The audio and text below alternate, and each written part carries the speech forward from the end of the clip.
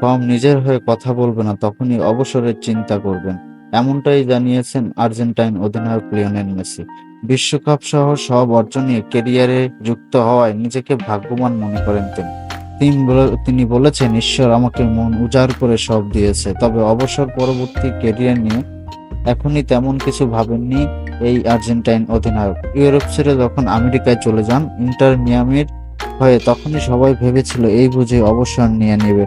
Copa আমেরিকায় চিলির কাছে হেরে অবসরের সিদ্ধান্ত নিয়েছিল, তবে দ্রুতই সিদ্ধান্ত বদলে ফিরেছিলেন মাঠে।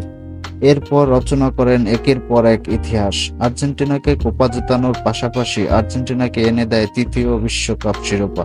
তাকে ঘিরে এবছর কোপা এবং 2026 বিশ্বকাপ খেলার স্বপ্ন দেখছেন পুরো বিশ্ব জুড়ে। আমরা চাই মেসি আমাদের মাঝে কোপা ও 2026 বিশ্বকাপ এনে দিক। পৃথিবীর ইতিহাসে তার নাম স্বর্ণাক্ষরে লেখা থাকবে, এই কামনা। এবং আমরা চাই লিওনেল মেসি সবসময় আমাদের মাঝে বিরাজমান থাকুক।